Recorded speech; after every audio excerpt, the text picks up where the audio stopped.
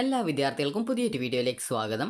ഈ വർഷത്തെ LBS paramedical diploma കോഴ്സുകളായിട്ടുള്ള DPharm, DHI, DMLT ഇതുപോലുള്ള വിവിധ ഡിപ്ലോമ കോഴ്സുകളിലേക്കുള്ള പ്രവേശനത്തിൻ്റെ ഭാഗമായിട്ടുള്ള 4th അലോട്ട്മെൻറ്റിലേക്കുള്ള ഓപ്ഷൻ രജിസ്ട്രേഷൻ, അതായത് സ്പെഷ്യൽ അലോട്ട്മെൻറ്റിലേക്കുള്ള ഓപ്ഷൻ രജിസ്ട്രേഷൻ നാളെ അവസാനിക്കും. നാളെ വൈകുന്നേരം 5 മണി വരെയാണ് വിദ്യാർത്ഥികൾക്ക് ഓപ്ഷൻ രജിസ്ട്രേഷൻ ചെയ്യാൻ സാധിക്കുക.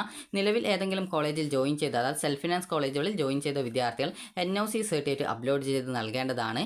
നിങ്ങളുടെ കോളേജ് NOC സർട്ടിഫിക്കറ്റ് അപ്ലോഡ്, അതായത് NOC സർട്ടിഫിക്കറ്റ് ഇഷ്യൂ ചെയ്തിട്ടുണ്ടെങ്കിൽ, അതായത് LBS വഴി ഇഷ്യൂ ചെയ്തിട്ടുണ്ടെങ്കിൽ ഓപ്ഷൻ രജിസ്ട്രേഷൻ പേജിൽ NOC ഇഷ്യൂഡ് എന്ന് പറഞ്ഞുകൊണ്ട് നിങ്ങളുടെ കോളേജിൻ്റെ കോഡ് കാണാൻ പറ്റും. അപ്പോൾ അങ്ങനെയെങ്കിൽ നിങ്ങൾ വീണ്ടും NOC അപ്ലോഡ് ചെയ്ത് നൽകേണ്ട ആവശ്യമില്ല. അതുപോലെ തന്നെ കോളേജ് NOC ഇഷ്യൂ ചെയ്തിട്ടില്ലെങ്കിൽ മാത്രമാണ് NOC അപ്ലോഡ് ചെയ്ത് കൊടുക്കേണ്ടതായിട്ടുള്ളത്. അതുപോലെ നിലവിൽ എവിടെയും അലോട്ട്മെൻറ്റ് കിട്ടാത്ത വിദ്യാർത്ഥികളും കോളേജിൽ ജോയിൻ ചെയ്യാതിരുന്ന വിദ്യാർത്ഥികളും ടോക്കൺ ഫീ പേയ്മെൻറ്റ് ചെയ്യാതിരുന്ന വിദ്യാർത്ഥികളും സാധാരണ ഓപ്ഷൻ നൽകുന്ന രീതിയിൽ ഓപ്ഷൻസ് കൊടുത്താൽ മതി. NOC ഒന്നും അപ്ലോഡ് ചെയ്ത് കൊടുക്കേണ്ടതായിട്ടില്ല. അതുപോലെ തന്നെ വിദ്യാർത്ഥികൾ ചോദിച്ച ഒരു പ്രധാനപ്പെട്ട ഒരു സംശയമാണ്, വിദ്യാർത്ഥികൾക്ക് 1, 2, 3 അലോട്ട്മെൻറ്റുകളിൽ, ഈ ഒരു അലോട്ട്മെൻറ്റ് ഘട്ടങ്ങളിൽ എപ്പോഴെങ്കിലും അലോട്ട്മെൻറ്റ് കിട്ടുകയും നിങ്ങൾ കോളേജിൽ ജോയിൻ ചെയ്യുകയും ചെയ്തു. അതുപോലെ തന്നെ അതിനുശേഷം നിങ്ങളിപ്പോൾ സ്പെഷ്യൽ അലോട്ട്മെൻറ്റിൽ നിങ്ങൾക്ക് അലോട്ട്മെൻറ്റ് ഏതെങ്കിലും ഒരു കോളേജിൽ അലോട്ട്മെൻറ്റ് കിട്ടുകയോ അതല്ല കിട്ടാതിരിക്കുകയോ ചെയ്യുകയാണെങ്കിൽ നിങ്ങൾക്ക് ആദ്യം കിട്ടിയ സീറ്റ് നഷ്ടപ്പെടുമോ? അതുപോലെ സ്പെഷ്യൽ അലോട്ട്മെൻറ്റിൽ കിട്ടിയാലും നിങ്ങൾക്ക് ആദ്യം കിട്ടിയ ആ ഒരു അലോട്ട്മെൻറ്റിൽ കിട്ടിയ കോളേജ് താല്പര്യമില്ല എങ്കിൽ അവിടെ പോവാതെ ആദ്യം കിട്ടിയ കോളേജിൽ തന്നെ തുടർന്നുകൊണ്ട് നിങ്ങൾക്ക് പിന്നീട് ആ ഒരു NOC, ആ ഒരു ആദ്യത്തെ കോളേജിൽ നിന്ന് NOC വാങ്ങിച്ച് അടുത്ത സ്പെഷ്യൽ അലോട്ട്മെൻറ്റിൽ പങ്കെടുക്കാൻ പറ്റുമോ എന്നുള്ളത് വിദ്യാർത്ഥികൾ ചോദിച്ചിട്ടുണ്ടായിരുന്നു. അതുപോലെ തന്നെ ഒരു വിദ്യാർത്ഥി ചോദിച്ചൊരു സംശയമായിരുന്നു, ആ ഒരു വിദ്യാർത്ഥി 1, 2, 3 അലോട്ട്മെൻറ്റുകളിൽ, അതായത് ഇപ്പോൾ കഴിഞ്ഞിട്ടുള്ള അലോട്ട്മെൻറ്റുകളിൽ ഏതെങ്കിലും ഒരു അലോട്ട്മെൻറ്റ് കിട്ടിയിട്ടുണ്ടായിരുന്നു, എന്നാൽ ആ ഒരു വിദ്യാർത്ഥി കോളേജിൽ ജോയിൻ ചെയ്തിട്ടില്ല. അപ്പോൾ അങ്ങനെ ജോയിൻ ചെയ്യാത്ത ഒരു വിദ്യാർത്ഥിക്ക് അടുത്ത സ്പെഷ്യൽ അലോട്ട്മെൻറ്റിൽ ഓപ്ഷൻ നൽകുകയും എന്നാൽ അതിൽ അലോട്ട്മെൻറ്റ് കിട്ടാതിരിക്കുകയോ അല്ലെങ്കിൽ കിട്ടുകയോ ചെയ്യുകയാണെങ്കിലും ആ ഒരു വിദ്യാർത്ഥിക്ക് ഈ ഒരു ഫസ്റ്റ് അലോട്ട്മെൻറ്റിൽ, അതായത് ആ ഒരു വിദ്യാർത്ഥി 3rd അലോട്ട്മെൻറ്റിന് ശേഷം ജോയിൻ ചെയ്യാതെ ആ ഒരു കോളേജിൽ പിന്നീട് ജോയിൻ ചെയ്യാൻ പറ്റുമോ എന്നുള്ള ഒരു സംശയം വിദ്യാർത്ഥി ചോദിച്ചിട്ടുണ്ടായിരുന്നു. അപ്പോൾ ആ ഒരു 2 സംശയങ്ങൾക്കുള്ള ഉത്തരങ്ങൾ നിങ്ങൾക്ക് ഈ ഒരു വീഡിയോ വഴി അറിയാൻ സാധിക്കുന്നതാണ്. അതുകൊണ്ട് തന്നെ വീഡിയോ മുഴുവനായിട്ട് കാണാൻ ശ്രദ്ധിക്കുക. അപ്പോൾ വിദ്യാർത്ഥികൾ പ്രധാനമായിട്ടും ചോദിച്ച ഒരു പ്രധാനപ്പെട്ട ഒരു സംശയമായിരുന്നു, വിദ്യാർത്ഥിക്ക് അതായത് സ്പെഷ്യൽ അലോട്ട്മെൻറ്റിൽ കിട്ടുകയാണെങ്കിൽ ആദ്യം കിട്ടിയ സീറ്റ് നഷ്ടപ്പെടുമോ? ആ ഒരു ആദ്യം കിട്ടിയ കോളേജിൽ നിന്ന് പിന്നീട് NOC സർട്ടിഫിക്കറ്റ് വാങ്ങിച്ച അടുത്ത സ്പെഷ്യൽ അലോട്ട്മെൻറ്റിൽ പങ്കെടുക്കാൻ പറ്റുമോ എന്നുള്ളത്.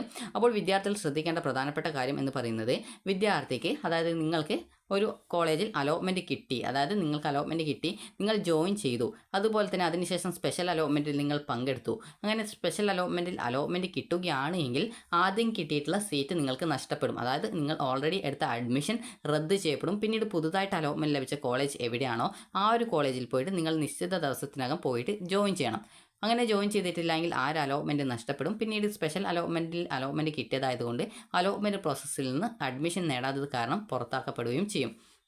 അതുപോലെ തന്നെ നിങ്ങൾ സ്പെഷ്യൽ അലോട്ട്മെൻറ്റിൽ പങ്കെടുത്തു, എന്നാൽ നിങ്ങൾക്ക് സ്പെഷ്യൽ അലോട്ട്മെൻറ്റിൽ കിട്ടിയിട്ടില്ല എങ്കിൽ നിങ്ങൾ ആദ്യം അഡ്മിഷൻ നേടിയ ആ ഒരു സീറ്റ് നിങ്ങൾക്ക് അവിടെ തന്നെ നിലനിൽക്കും. അത് നഷ്ടമാകുന്നത് അല്ല എന്നുള്ളത് കൂടി വിദ്യാർത്ഥികൾ പ്രത്യേകം ശ്രദ്ധിക്കുക. അതായത് നിങ്ങൾ സ്പെഷ്യൽ അലോട്ട്മെൻറ്റ് ഓൾറെഡി ഒരു കോളേജിൽ ജോയിൻ ചെയ്തിട്ടുണ്ട്, സ്പെഷ്യൽ അലോട്ട്മെൻറ്റിൽ പങ്കെടുത്ത അലോട്ട്മെൻറ്റ് കിട്ടിക്കഴിഞ്ഞാൽ ആദ്യം കിട്ടിയ സീറ്റ് പോകും, പുതുതായിട്ട് കിട്ടിയ കോളേജിൽ ജോയിൻ ചെയ്യണം. അതേസമയം സ്പെഷ്യൽ അലോട്ട്മെൻറ്റിൽ കിട്ടിയിട്ടില്ലെങ്കിൽ ആദ്യം കിട്ടിയ ആ ഒരു സീറ്റ് തന്നെ തുടർന്നും നിങ്ങൾക്ക് അവിടെ ഉണ്ടായിരിക്കും.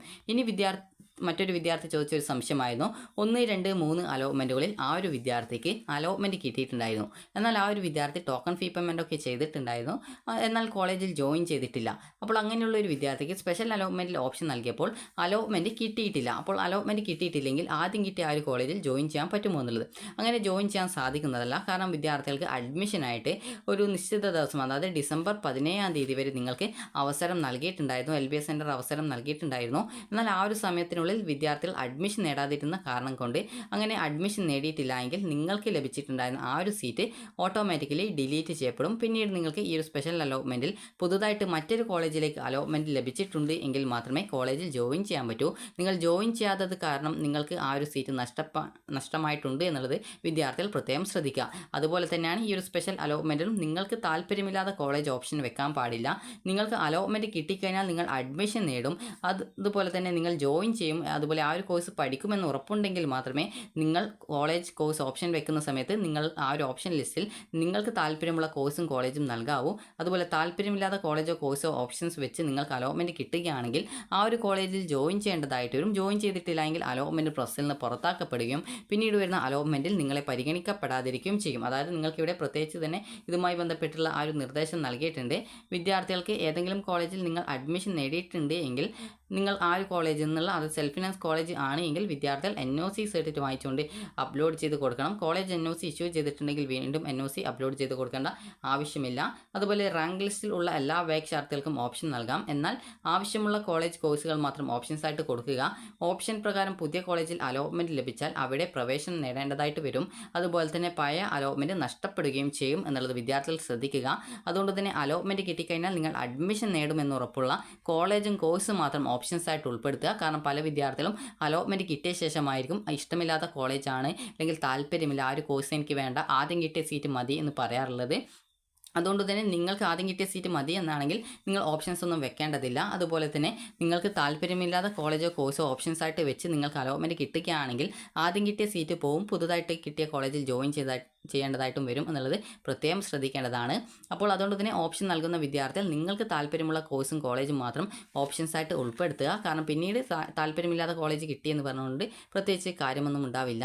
അപ്പോൾ നിങ്ങൾക്ക് ഈ ഒരു വീഡിയോ ഉപകാരപ്രദമായിട്ടുണ്ടെങ്കിൽ ലൈക്ക് ചെയ്യുക, ഷെയർ ചെയ്യുക. Thank you for watching.